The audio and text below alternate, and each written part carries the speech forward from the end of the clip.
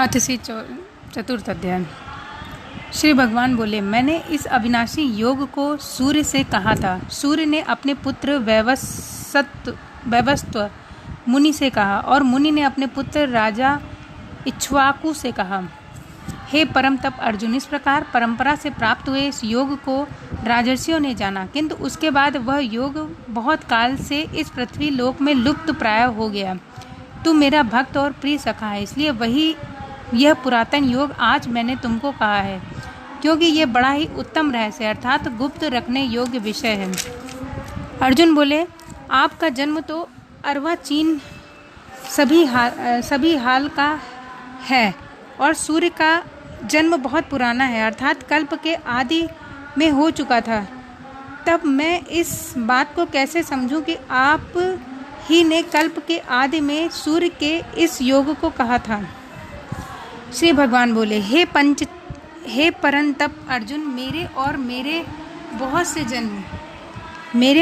बहुत से जन्म हो चुके हैं। उन सबको तू नहीं जानता, किंतु मैं जानता हूँ। मैं अजन्मा और अविनाशी स्वरूप होते हुए भी तथा समस्त प्राणियों का ईश्वर होते हुए भी अपनी प्रकृति को अधीन करके अपनी योग माया से प्रकट होता हूँ। हे भारत, जब जब धर्म की हानि और अधर्म की वृद्धि होती है तब तब मैं अपने रूप में रचता हूँ अर्थात साकार रूप में लोगों के सम्मुख प्रकट होता हूँ। साधु पुरुषों का उद्धार करने के लिए, पाप कर्म करने वालों का विनाश करने के लिए तथा धर्म की अच्छी तरह से स्थापना करने के लिए मैं युग युग में प्रकट होता हुआ करता हूँ। हे अर्जुन, मेरे जन्म और कर्म दिव्य अर्थात निर्मल और अलौकिक हैं। इसलिए जो मनुष्य तत्व से जान लेता है वह शरीर को त्याग कर फिर जन्म को प्राप्त नहीं होता है, किंतु मुझे ही प्राय होता है। पहले भी जिसने राग, भय और क्रोध सर्वथा नष्ट हो गए हैं, जो मुझ में अनन्य प्रेम पूर्वक स्थित रहते थे, ऐसे मेरे आश्रित रहने वाले बहुत से भक्त उपयुक्त ज्ञान स्वरूप तप से पवित्र होकर मेरे स्वरूप को प्राप्त हो चुके हैं। हे अर्जुन, जो भक्त मुझे जिस प्रकार से भजते हैं मैं भी उनको उसी प्रकार से भजता हूँ, क्योंकि सभी मनुष्य सब प्रकार से मेरे ही मार्ग का अनुसरण करते हैं। इस मनुष्य लोक में कर्मों के फल को चाहने वाले लोग देवताओं का पूजन किया करते हैं, क्योंकि उनके कर्मों से उत्पन्न होने वाली सिद्धि शीघ्र मिल जाती है। ब्राह्मण, क्षत्रिय, वैश्य और शूद्र इन 4 वर्णों का समूह है। गुण और कर्मों के विभाग स्वरूप मेरे द्वारा रचा गया है। इस प्रकार उस सृष्टि रचनादि कर्म का कर्ता होने पर भी मुझ अविनाशी परमेश्वर को तू वास्तव में अकर्ता ही जान। कर्म के फल में मेरी स्पृहा नहीं है, इसलिए मुझे कर्म लिप्त नहीं करते।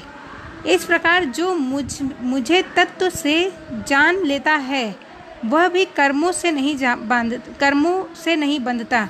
पूर्व लोक में मुमुक्षुओं ने भी इस प्रकार जानकर ही कर्म किए हैं, इसलिए तू भी पूर्व जन्म द्वारा सदा में किए जाने वाले कर्मों को ही कर।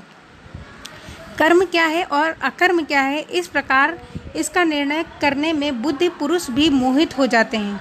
इसलिए तू कर्म तत्व को तुझे भली भांति समझा कर कहता हूँ, जिसे जानकर तू अशुभ से अर्थात कर्म बंधन से मुक्त हो जाएगा।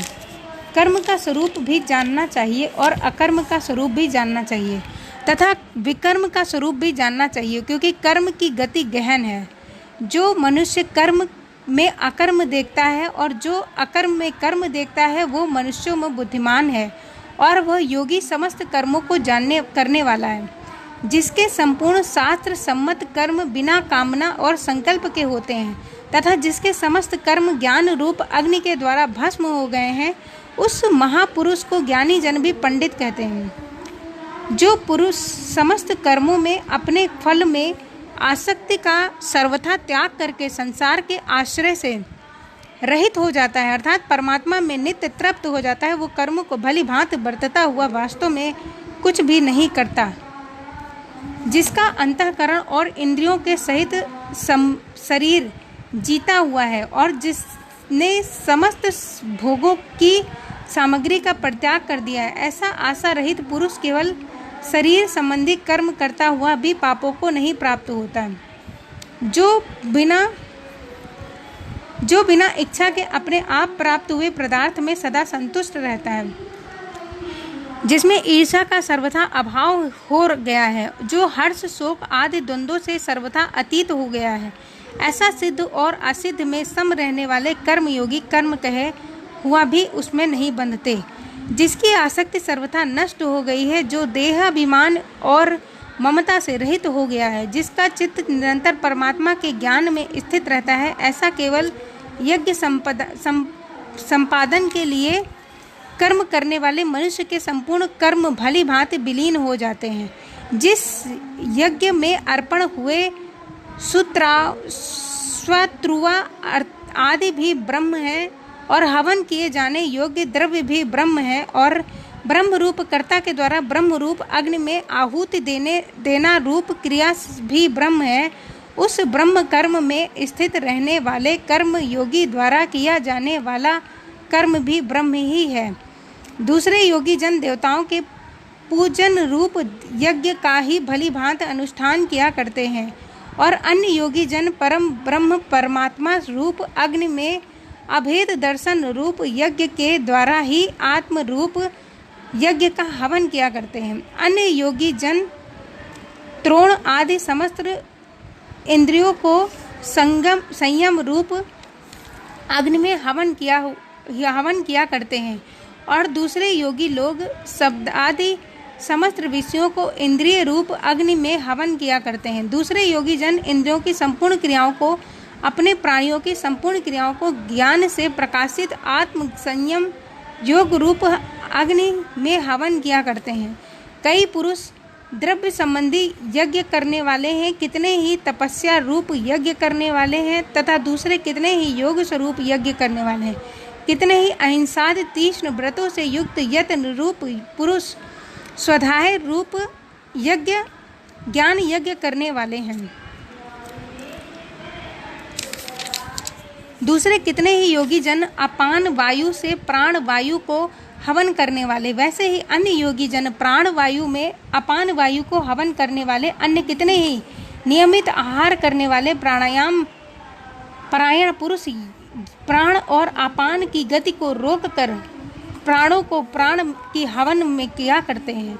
ये सभी साधक यज्ञों द्वारा पापों का नाश कर देने वाले और यज्ञों को जानने वाले। हे कुरुक्षेत्र अर्जुन, यज्ञ से बचे हुए अमृत का अनुभव करने वाले योगी जन सनातन परम ब्रह्म परमात्मा को प्राप्त होते हैं और यज्ञ ना करने वाले पुरुष के लिए तो ये मनुष्य लोक भी सुखदायक नहीं है, फिर परम लोक कैसे सुखदायक हो सकता है। इसी प्रकार और भी बहुत तहत के यज्ञ वेद की वाणी में विस्तार से कहे गए हैं। अब सबको तू मन इंद्रिय और स्वर शरीर की क्रियाओं द्वारा संपन्न होने वाले जान। इस प्रकार तत्व से जानकर उनके अनुष्ठान द्वारा तू कर्म बंधन से अर्थात मुक्त हो जाएगा। हे परम तप अर्जुन, द्रव्य में यज्ञ की अपेक्षा ज्ञान यज्ञ अत्यंत श्रेष्ठ है, अर्थात यावन मात्र संपूर्ण कर्म ज्ञान में समाप्त हो जाते हैं। उस ज्ञान को तू तत्वदर्शी ज्ञानियों के पास जाकर समझ। उनको भली भांति दंडवत प्रणाम करने से, उनकी सेवा करने से, कपट छोड़कर सरलता पूर्वक प्रश्न करने से वे परमात्मा तत्व को भली भांति जानने वाले ज्ञानी जन महात्मा तुझे उस तत्व ज्ञान का उपदेश करेंगे, जिसे जानकर तू इस प्रकार मोह को नहीं प्राप्त होगा। तथा हे अर्जुन, जिस ज्ञान के द्वारा तू संपूर्ण भूतों को निशेष भाव से पहले अपने में और फिर पीछे मुझ सच्चिदानंद परमात्मा में देखेगा, यदि तू अन्य समस्त सब पापियों से भी अधिक पाप करने वाला है, तो भी तू ज्ञान रूप नौका द्वारा निसंदेह संपूर्ण पाप समुद्रों से भली भांति तर जाएगा। क्योंकि हे अर्जुन, जैसे प्रज्वलित अग्नि ईंधनों को भस्म कर देता है, वैसे ही ज्ञान रूप अग्नि संपूर्ण कर्मों को भस्मय कर देता है। इस संसार में ज्ञान के समान पवित्र करने वाला निसंदेह कुछ भी नहीं है। उस ज्ञान को कितने ही काल से कर्म योग के द्वारा शुद्धांतकरण हुआ मनुष्य अपने आप को आत्मा में पा लेता है। इंद्रिय साधना परायण और श्रद्धावान मनुष्य ज्ञान को प्राप्त होता है और ज्ञान को प्राप्त होकर वह बिना विलंब के तत्काल ही भगवत प्राप्ति स्वरूप परम शक्ति को प्राप्त हो जाता है। विवेकहीन और श्रद्धा रहित संशय युक्त मनुष्य परमार्थ से अवश्य भ्रष्ट हो जाता है। ऐसे संशय युक्त मनुष्य के लिए ना यह लोक है, ना परलोक है और ना ही सुख ही है। हे धनंजय, जिसने कर्म योग की विधि से समस्त कर्मों का परमात्मा में अर्पण कर दिया है और जिसने विवेक द्वारा समस्त संशयों का नाश कर दिया है, ऐसे वश में किए हुए अंतःकरण वाले पुरुष को कर्म नहीं बांधते। इसलिए हे भरतवंशी अर्जुन, तू हृदय में स्थित इस अज्ञान जनित अपने संशय का विवेक ज्ञान रूप तलवार द्वारा छेदन करके समन्वय रूप कर्म योग के में स्थित हो जा और युद्ध के लिए खड़ा हो जा। ओम तत्सदिति। श्रीमद् भागवत गीता सूत निष्पयंसु ब्रह्म विद्याया योग शास्त्रे श्री कृष्णार्जुन संवादे ज्ञान कर्म शास्त्र योगे नामा चतुर्थाध्याय।